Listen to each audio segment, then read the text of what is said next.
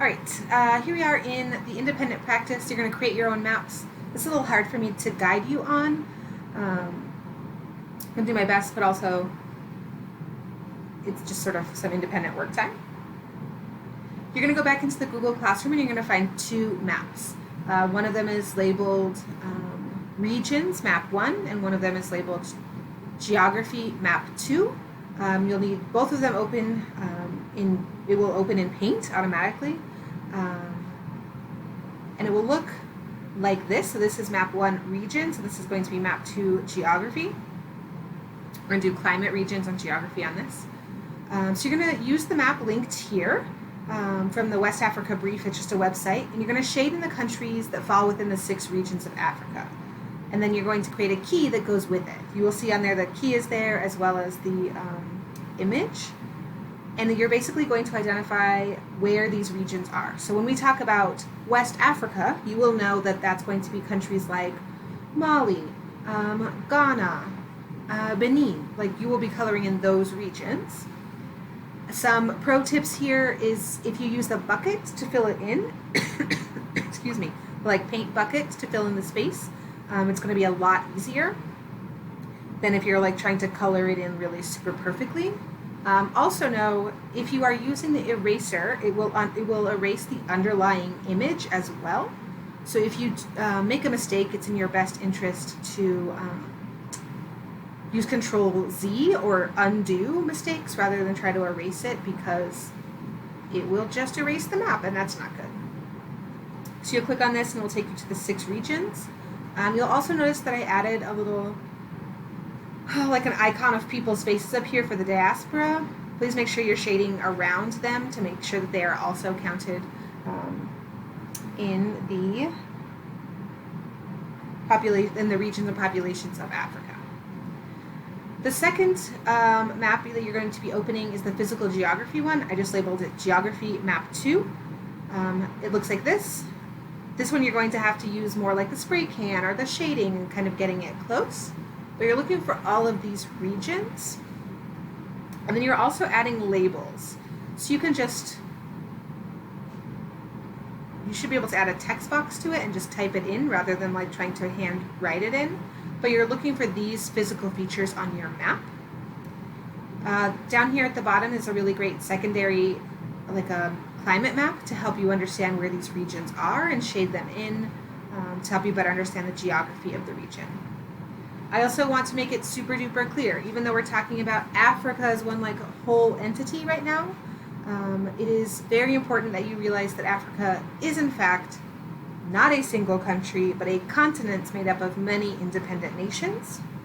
There is one country down here at the bottom called South Africa. That is just the name of their country, but they are not in and of themselves the only Africa, and nor is Africa one country. So please, please, please do not say that Africa is a country. It is a continent made up of many independent nations. So you are going to be working on this coloring. It's kind of silly. Hopefully it works. If it is a total bomb, we won't ever do it again and it'll be okay. But if it's fun, then it's fun. Once you are done with that, you're going to go down here to this independent practice 2 and explore some maps. So you're going to go to this map maker at National Geographic and pulls up like this.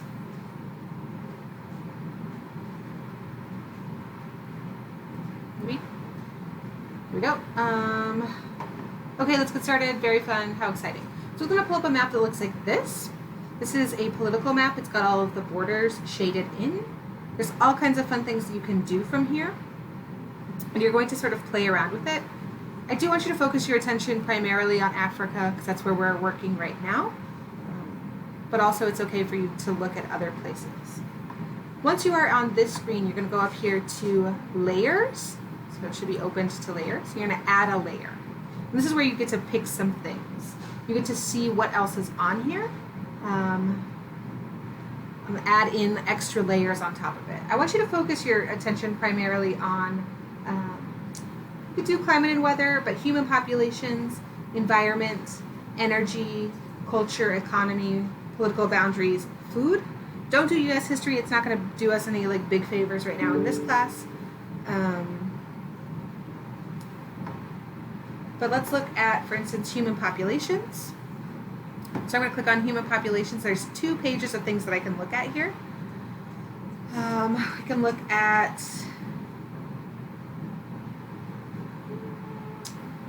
let's look at lights at night. It's a pretty interesting one. So I would click this plus sign.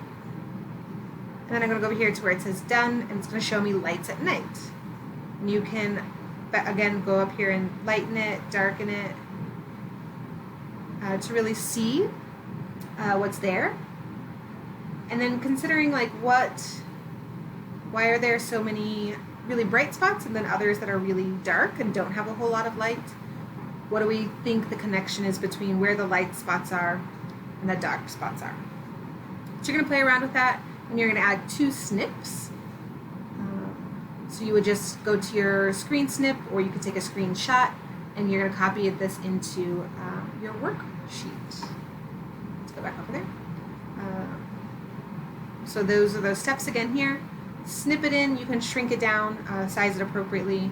Tell me why you chose it, and why it shows who has power and doesn't. So if I chose, for instance, the lights, it shows power because those are economic centers, and people that are there likely have access to light. And if you have access to light, you probably have access to healthcare and money, and major cities.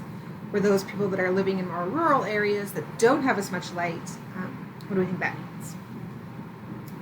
There are then 4 questions that go along with this. Number 1 is asking, using your regions of Africa, climate, and all of these interactive maps, which area do you think were the first to have civilizations and why? So considering like where and why. Which geographic features do you think are most desirable for human interaction and development and why? So what kind of geographic feature do you want to live next to? There's several of them. There's no wrong answer here necessarily, but there's justification for all of them. Number 3, specific to Africa, where do you think major civilizations developed? Was it in Western Africa around the Niger River? Was it in northeastern next to the Nile? Hint, hint, specific.